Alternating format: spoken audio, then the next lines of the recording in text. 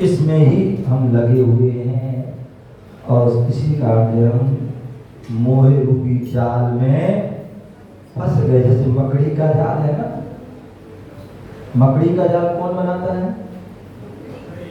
कौन बनाता है? मकड़ी का जाल मकड़ी स्वयं बनाती है और स्वयं उसमें फंसती है, स्वयं ही। उसी प्रकार हमने भी ये जाल बनाया है। किसने बनाया है? ये परिवार का जाल है।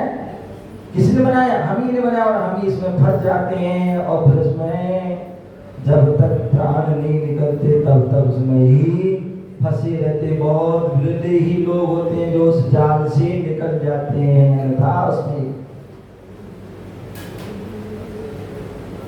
तो इसलिए जो है यहाँ पर जो है बोल रहे हैं कि जो वीतरागी कौन, जो राम देश से परे हो गए, 18 दोषों से परे हो गए, वो वीतरागी श्रावक। और जो जिनके दोष दूर हो जाते हैं, घाटिया कर्म आदि रूपी दोष दूर हो गए, तो क्या होगा उनको? उनके लिए जो केवल ज्ञान आदि की प्राप्ति हो जाती, केवल दर्शन की प्राप्ति हो जाती, वीतराग अवस्था हो जाती। वीतराग अवस्था हो गया वहाँ सर्वज्ञ हो जाते हैं, सर्व के ज्ञाता हो जाते हैं, उनको पूर्ण ज्ञान हो जाता है। और फिर वो क्या करते हैं? सब जीवों के लिए मोक्ष मार्ग का उपदेश। कभी भी जो है कोई गुरुजन है या परमात्मा हमारे संसार का उपदेश नहीं देते। कितने लोग आते हैं बोलते हैं मुनि श्री हमें आशीर्वाद दे दो, व्यापार अच्छा चले, अथवा आशीर्वाद दे दो हमारी शादी हो जाए, आशीर्वाद दे दो हमारे बच्चे हो जाए, आदि आदि।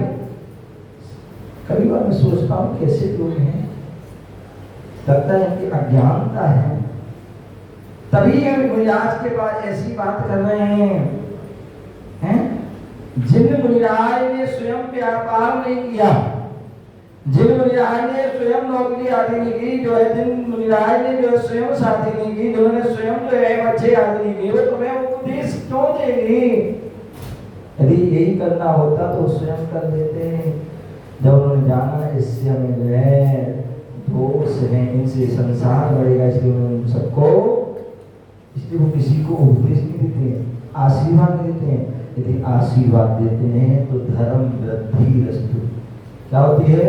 धर्म वृद्धि का आशीर्वाद देते हैं। तथास्तु कहते हैं ना, शांति रस्तु तथास्तु, कांति रस्तु तथास्तु। ये क्यों बोलते हैं? आशीर्वाद दे रहे हैं कि आपके जीवन में शांति हो, सुख हो, समृद्धि हो, धर्म की वृद्धि हो, चारित्र की वृद्धि हो, सम्यक दर्शन की प्राप्ति हो, आदि इनकी जो है ये आशीर्वाद। तो इसलिए मुनिराज है क्या है? सर्वज्ञ हैं। भगवान जो है उपदेश देते हैं तो मोक्ष मार्ग का, और उसमें भी निष्प्रय होकर न किसी प्रकार का कोई डर भय नहीं होता, लोभ लालच नहीं होता। हो सकता है किसी प्रकार का कोई विद्वान आपके नगर में आए, आपके मंदिर में आए, और वो हो सकता है कि वह किसी को उसको जो है डर भय हो, लोभ लालच हो, तो आपके अनुसार उपदेश देगा। लेकिन संत जन, गुरुजन, परमात्मा जो उपदेश देते हैं, जो यथार्थ उपदेश होता है, मोक्ष मार्ग का जो उपदेश निष्प्रय होकर के वह उपदेश देते हैं, और जो ऐसा उपदेश देते हैं वो हितोपदेशी कहलाते हैं। परमात्मा जो होते हैं वीतरागी सर्वज्ञ, तो 3 लक्षण से जो है सहज होते हैं। और 3 लक्षण कैसे प्राप्त होते हैं? अभी मुनिराज बता रहे थे, पूज्यपाद स्वामी की जो समाधि जो शतक जो ग्रंथ है, उस समाधि शतक ग्रंथ में जो है उन्होंने उपदेश की गाथा के माध्यम से बताया कि वह बोले परमात्मा कौन बनते हैं, परमात्मा कौन है? बोले परमात्मा बनने के पहले हमें पहले की जो सीढ़ी है उसको चढ़ना पड़ेगा।